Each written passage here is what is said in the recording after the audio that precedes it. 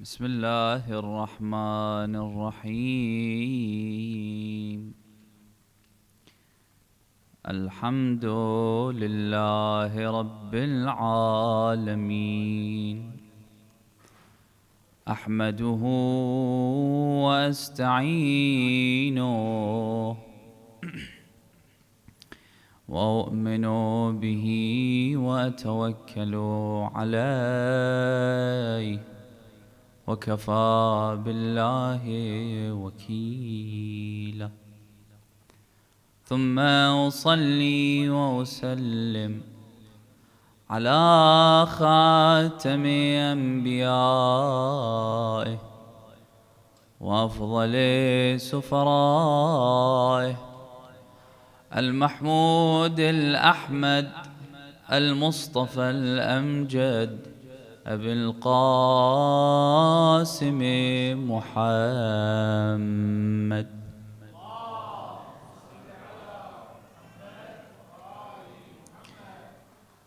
وعلى أهل بيته الطيبين الطاهرين الذين أذهب الله عنهم الرجس وطهرهم تطهيرا، سيما بقية الله في أرضه وحجته على عباده، المهدي المنتظر فداه أرواح العالمين. أعوذ بالله من الشيطان الرجيم. لقد ابتغوا الفتنة وقلبوا لك الأمور حتى جاء الحق وظهر أمر الله وهم كارهون. آمنا بالله، صدق الله العلي العظيم. صلوا على محمد وآل محمد.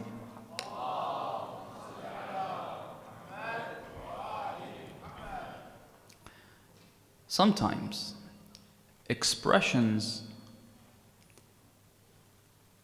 in some societies can develop and turn into axioms, notions that are regarded as the gospel truth.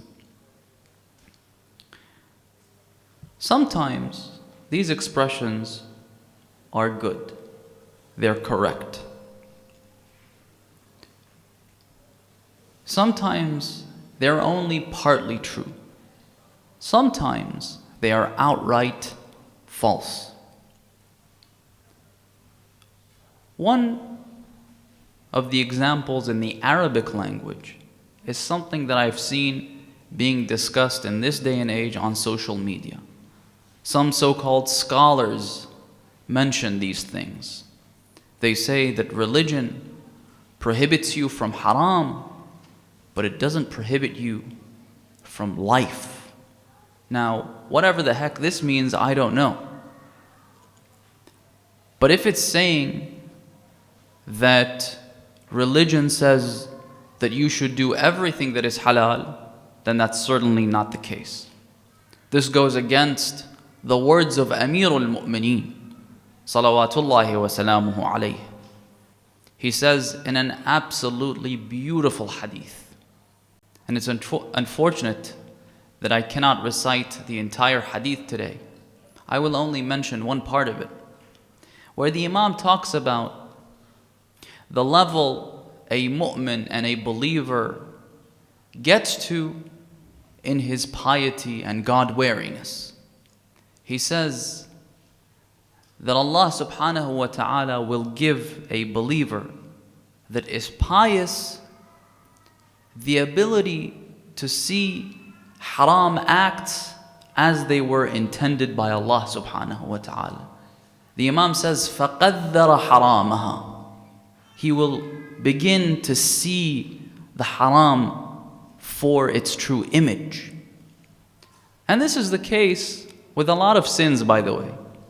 For example, You can't see yourself oppressively beating an orphan child. You can see how despicable and ugly this act is. For a true believer that is pious and aware of Allah subhanahu wa ta'ala at all times, he sees all the sins in the same color. He sees them for their true selves. And so the Imam says, فَقَدَّرَ حَرَامَهَا وَجَانَبَ شُبُهَاتَهَا. If there is anything questionable, then he stays away from it. If you go into a supermarket, I've seen people on both sides of the spectrum. Somebody goes into the supermarket, they don't care about the ingredients of this product. They will just buy it and consume it. Or sometimes you look at the ingredients list, it has an ingredient that is questionable. It has pectin, for example, which can either be sourced from animals or vegetables. Some types of emulsifiers. There are those people that say, if it's haram, I'll stay away from it. Yes, you can say, inshallah halal, and consume it. But the Imam says that a true believer, جَانَبَ شُبُهَاتَهَا, he will stay away from anything that is questionable. Then the Imam continues, he says, وَأَضَرَّ وَاللَّهِ بِالْحَلَالِ الصَّافِ. Not only that, but his piety and God-wariness is so high that he gets to a point where it will adversely affect and negatively affect the pure halal. وَأَضَرَّ وَاللَّهِ بِالْحَلَالِ الصَّافِ إِلَّا كَسْرَةً يَشُدُّ بِهَا صُلْبَهِ. Except for a loaf of bread that he eats to allow him to stand upright. And so certainly, this expression is incorrect. It goes against the values of Amirul Mu'mineen. Another one in the Farsi language is that if there is a light bulb in your house, then it becomes haram upon the mosque. Where they've derived this from, I don't know. There is no such thing. Rasulullah says that a true believer is one that prioritizes the Prophet over himself. And he prioritizes the household of the Prophet on his own household. And so if you're a true believer, then you will always prioritize your religion and your religious needs over your own personal needs. These are expressions that make up part of the foundation of the culture of a society. And so we have to understand where these are coming from. Because if an expression gets to that stage, then no one will question its authenticity. Everyone will accept these expressions as the gospel truth. Now, as I said, there are good expressions. For example, one that is very popular is النظافة من الإيمان. Most of you have heard this. Cleanliness is from belief. However, according to my research, it doesn't appear that this is an actual hadith. It is found in some books of hadith that at least their attribution to their authors are questionable. However, this is a notion that is accurate. We know from all of the ahadith and texts about cleanliness and purification that Allah subhanahu wa ta'ala wants us to remain pure and clean. An-nadafatu min al-iman. Another one is la haya'a fi ad-din. You shouldn't be shy in matters of religion. Again, this is not a hadith. It's even quoted by Christians and people from other faiths as well. So it's no hadith, but the notion is correct. You do want to ask in matters of religion, even if the thing that you ask about is a little bit shameful. Because it's better than, as I said a few nights ago, having to repeat 30 years worth of prayer, or your siyam, or God forbid, even your hajj. And so these are correct notions. They're not religious texts, as I said, but they are correct notions. Then there are notions that are only partly true. What are they? Things like اطلبوا العلم ولو في الصين.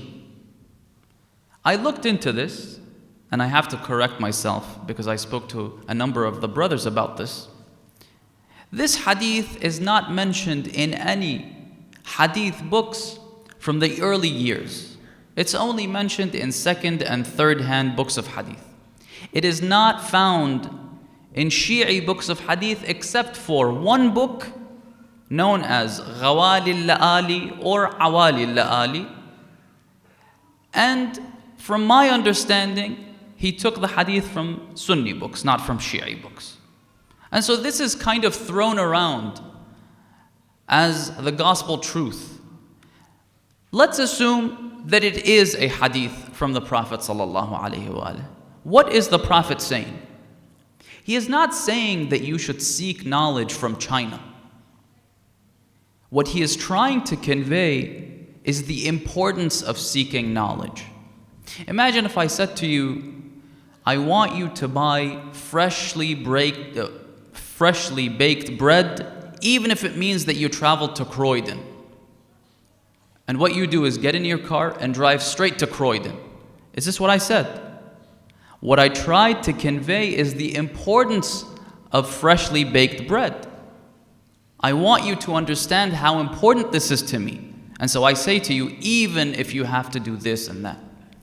In other words, Rasulullah doesn't say that you should go to China to seek knowledge, assuming that this hadith is in fact attributed to Rasulullah. You have Najaf, you have Qom, you have all of these cities. Why go to China? If you want actual knowledge from its purest sources, then you go to its source. So this hadith, if it is a true hadith, is only partly true.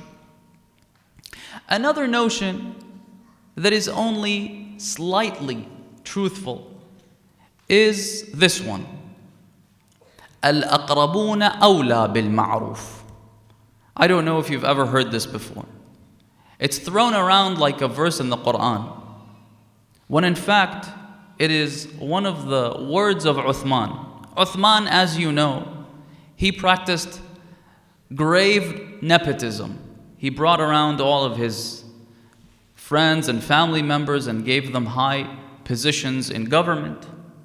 And so he would say, Al-aqrabuna awla bil-ma'ruf. People that are closest to you in kinship are prioritized over others in terms of good deeds. So if you want to do anything good, you do to your family members. Now this is only partly true. The Imam alayhi salam says, La sadaqata wa dhu rahimin muhtaj. You do not pay sadaqah to foreign people if you have needy people from within your family. But it doesn't mean that you shouldn't give ever to foreign people. Whenever you want to give money, you give to your friends and family. No, that's not the case. And so this is another expression that is thrown around as the gospel truth.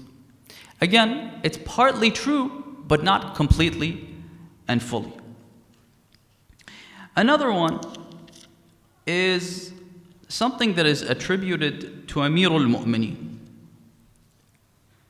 Al-mulku yabqa ma'al kufr wa la yabqa ma'al dhulm.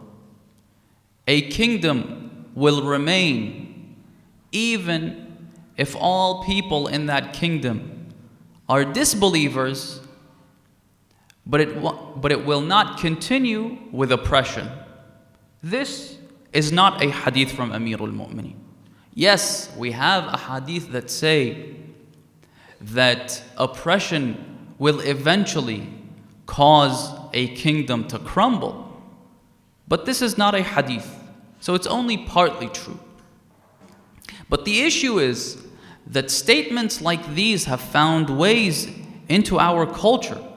And so when you speak to other people, they quote things like this to you. Another one is الساكت عن الحق شيطان أخرس. This is again attributed to Rasulullah. There is no such hadith. Rasulullah never said that if you remain silent in the case of truth, then you are a shaitan that is dumb, that cannot speak. Rasulullah never said this. Sometimes you have to remain silent. Even if you're oppressed, you have to remain silent. You have no other way. You can't do anything about it. Another one is al-batilu yamutu bitarki dhikrih. Falsehood will die if you do not talk about it. Again, there is no such hadith. Sometimes falsehood is so strong, you have to counter it. You have to speak up about it. You have to warn the people about falsehood. But again, these statements have found ways into our culture. Not only that, but into our religion. They give them a religious twist to make it look like a religious axiom. That is certainly not the case.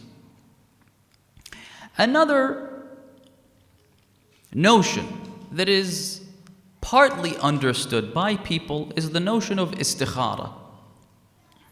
A lot of people associate between istikhara and what some of the ulama do with the Quran or with the sibha or masbaha. The actual dictionary meaning of istikhara is talabul khair, asking khair and benevolence from Allah subhanahu wa ta'ala. This is the true meaning of istikhara. And so the ahadith tell us that whenever you're about to do something, you do an istikhara. They don't mean that you should do an istikhara with the Quran or with the sibha. What they mean is you ask Allah subhanahu wa ta'ala to put the good into this project that you have. Talabul khair. Which is why some of the ahadith tell us that whenever you want to embark on a journey, whatever you want to do, you want to start a new project, the first thing that you do is you pray 2 raka'at. And you ask Allah subhanahu wa ta'ala for khair and for whatever is good for you. Then you seek the advice of your believing brother.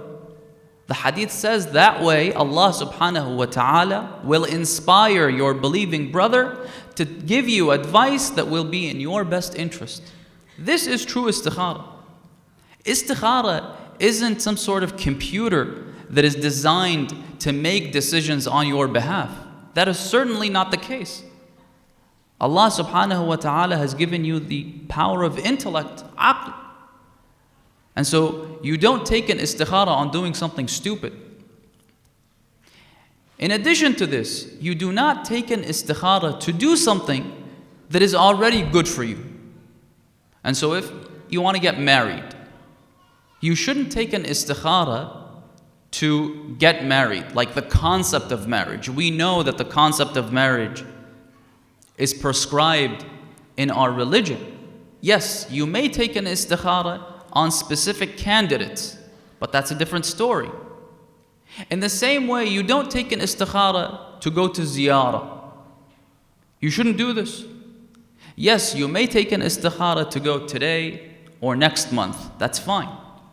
But on the general concept of ziyarah, you do not take an istikhara. And this is absolutely crucial. It's important for us to understand the concept of istikhara. Asking khair from Allah subhanahu wa ta'ala. And so this goes along with asking for the advice of your brothers and sisters in faith. Ma hara man istashar wala khaba man istakhar. Whoever asks the advice of their believing brothers and sisters, then he will never have doubt.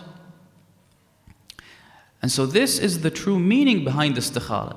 It's very similar to starting things out by remembering Allah subhanahu wa ta'ala. The hadith says, كُلُّ أَمْرٍ لَمْ يُبْتَدَأْ فِيهِ بِبِسْمِ اللَّهِ الرَّحْمَنِ الرَّحِيمِ فَهُوَ أَبْتَرٌ. You will never succeed in any project if you begin that project without remembering Allah subhanahu wa ta'ala. This is the true meaning of istikhara.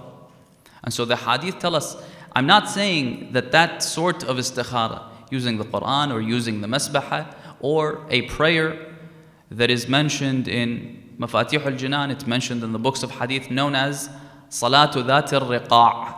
When you pray and you take a few pieces of paper and you write on them, do it, don't do it, do it, don't do it, if I'm not mistaken, 6 times, then you put these pieces of paper below your prayer mat. You pray a specific prayer, as mentioned in the hadith, then you pull out these pieces of paper, one after the other. This is known as Salatu Dhat al-Riqa' or Salatu al-Istikhara. But this isn't the only meaning of istikhara. The actual dictionary definition of istikhara is to ask Allah subhanahu wa ta'ala. Talabul khair. And so this is a notion that we get wrong a lot of times. Then there are notions that are absolutely false. They have no way in our religion. One of them, and I want to talk about living in the West. One of them is that you should always be yourself. Ajib. How come when it comes to my personality, you tell me to be myself? But if someone has bad teeth, then they go to the dentist and they get them fixed. If someone has an ugly nose, they get a nose job. They do lip fillers and they do all sorts of things with their faces and their bodies. But when it comes to their personality, they say, I want to be myself. This is just who I am. It's too bad that's who you are. You need to exert every effort to make yourself better. Al-mu'min, an-nasu, the hadith says about the mu'min, about the believer, an-nasu minhu fi raha. People are comforted by a mu'min. وَنَفْسُهُ مِنْهُ فِي تَعَبٍ. But his own self is always exhausted. Rasulullah sallallahu alayhi wa says in a hadith, أَمَرَنِي رَبِّي بِمُدَارَاتِ النَّاسِ كَمَا أَمَرَنِي بِأَدَاءِ الْفَرَائِضِ.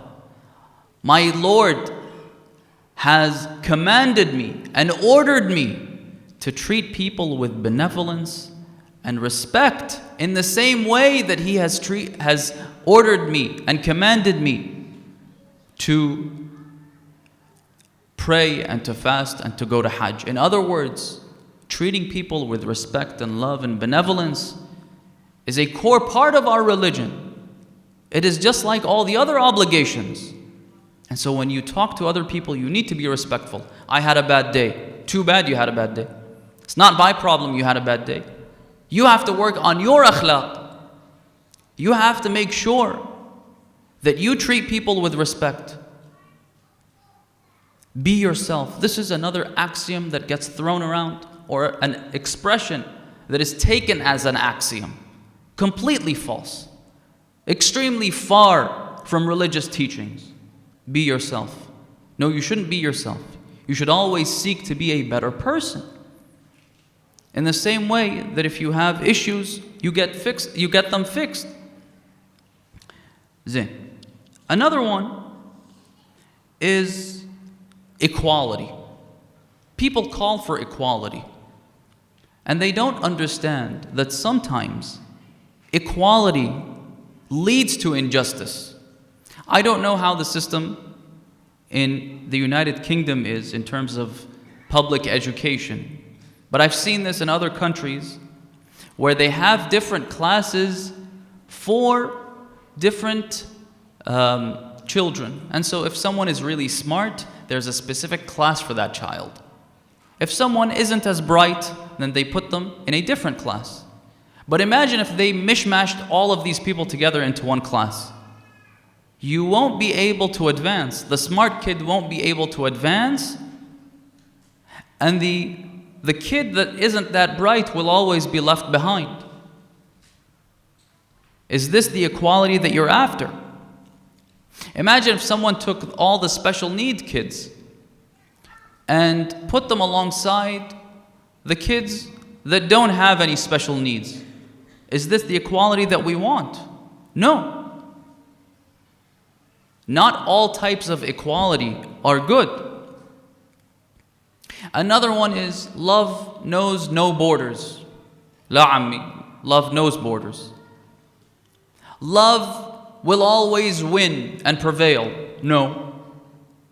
What about all these people getting divorced, even though they thought that they had love? And so these are all incorrect notions that a lot of us have.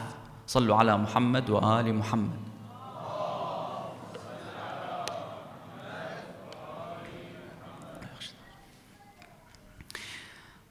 Another incorrect notion is, if you can't beat them, join them. No. If they aren't good, decent people, then keep challenging them. Never join these people if they're not good people. As I said, these are a big issue. Imam al-Hussein alayhi salam tried to challenge some of these notions in the days prior to the day of Ashura. And so he said in his famous sermon, إِنَّ الدُّنْيَا تَغَيَّرَتْ وَتَنَكَّرَتْ وَأَدْبَرَ مَعْرُوفَهَا. This world has really changed. It's not the same without Amirul Mu'mineen, without Rasulullah sallallahu alayhi wa sallam. What they used against Imam al-Hussein in the city of Kufa was another incorrect notion. مَا لَنَا وَالدُّخُولِ بَيْنَ السَّلَاطِينِ. What's it to us?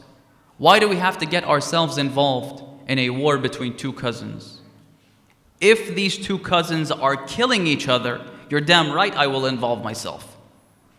There's somebody getting killed here. Who's the oppressor and who is the subject of oppression? I have to get myself involved. Another incorrect notion in this day and age is you only live once. Shabab, khali yishun, let them live, let them do what they like. No. If, God forbid, someone drinks and goes out and drives and has an accident and kills someone, will they tell, you know what, he's just a kid? No. He's responsible for what he did. He knew better. You only live once. If you only live once, then live your life out responsibly. Do not live your life recklessly. Yes, you only live once. Now, even though this isn't even correct, but assuming that you only live once, then live it responsibly. Make sure that you leave a legacy behind. Now, on the eve of Ashura, Imam al-Hussein alayhi salam is speaking to his companions. He tells them all of the events that will unfold on the day of Ashura, and he tells them that they will all be killed. One of the people that were in attendance is the nephew of Imam al-Hussein alayhi salam, Al-Qasim, son of Imam al-Hasan alayhi salam. And so he says to Imam al-Hussein alayhi salam, after the Imam concludes, he says, Ya Am, wa ana fi man yuqtal. Am I also part of those that will be killed? Imam al-Hussein knows exactly what's going to happen, but he has too much empathy for this child. He says to him, كيف الموت عندك? How do you see death? He says, أحلى من العسل. I see death sweeter than honey.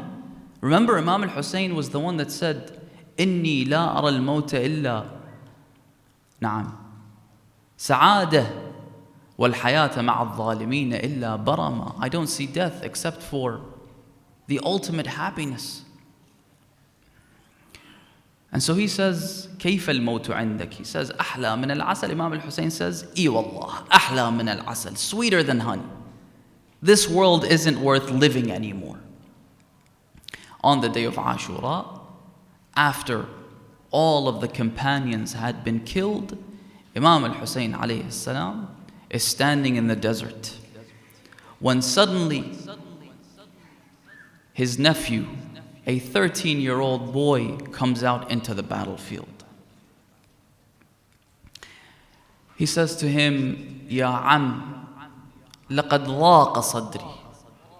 I cannot remain standing here after seeing what happened to my cousins.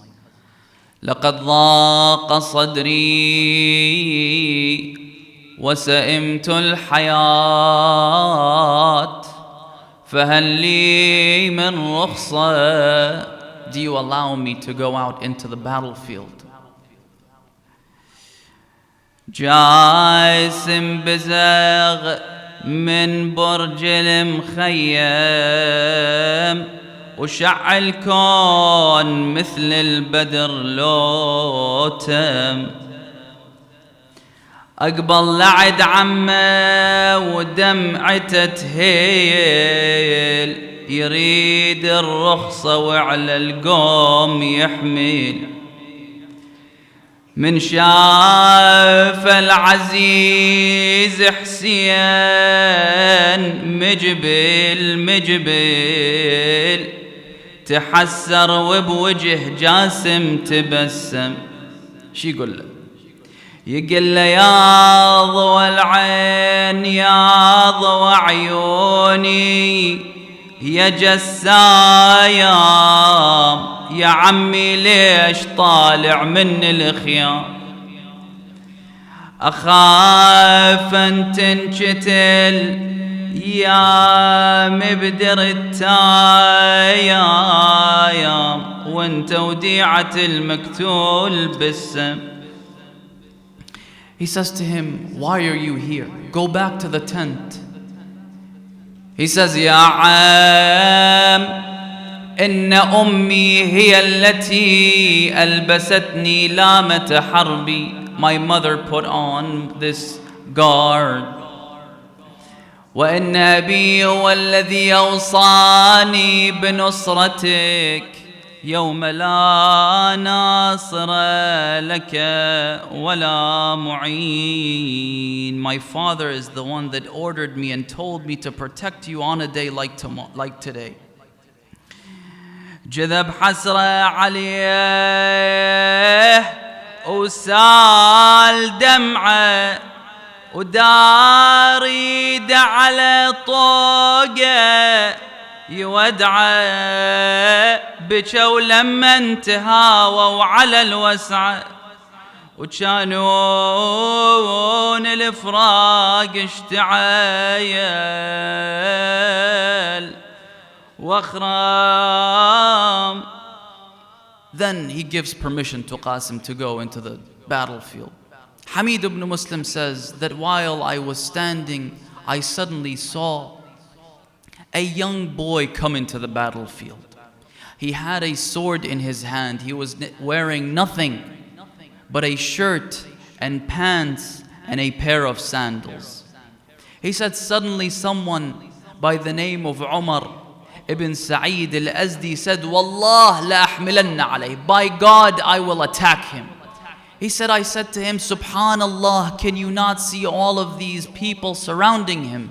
He said, Wallah la ahmilanna alayh. By God, I will attack him. He went in and he struck Al-Qasim with his sword on his head. He cried, Ya Amma, Ya. Suddenly, Imam al-Hussein comes into the battlefield. He looks at him, he stands on top of him, and he sees him laying in his blood. He says, Azza wallah ala ammika an tad'u fala yujibuk أو يجيبك فلا يغني عنك. By God, it's hard for me to have my nephew call me and I cannot lend him my support. Or even if I lend him my support, then it wouldn't be any good. He took Al-Qasim towards the tent.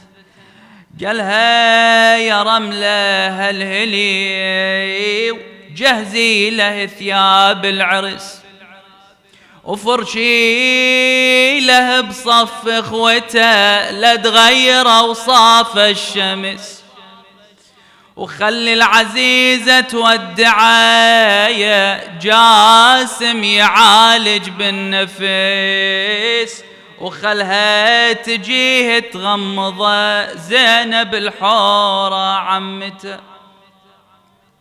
شو تقول رملة؟ أنا ردتك ما رد الدنيا ولا مال ولا مال تحضرني لو وقع حملي ولا مايال يا جاسم خابت ظنوني ولا مايال عند الضيق يا ابني قطعت بي. لا حول ولا قوة إلا بالله العلي العظيم.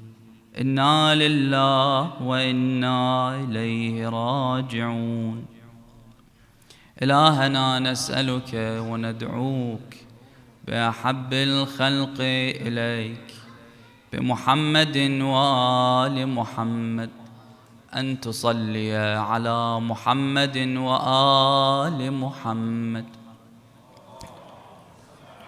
وأن تعجل في فرج مولانا صاحب الزمان به اغفر ذنوبنا واستر عيوبنا اقض حوائجنا اشف أمراضنا ومرضانا به ارحم موتانا وإلى أرواحهم وأرواح المؤمنين والمؤمنات والشهداء والصالحين والعلماء بالأخص آية الله العظمى السيد أبي القاسم الخوئي نهدي ثواب سورة الفاتحة مع الصلوات.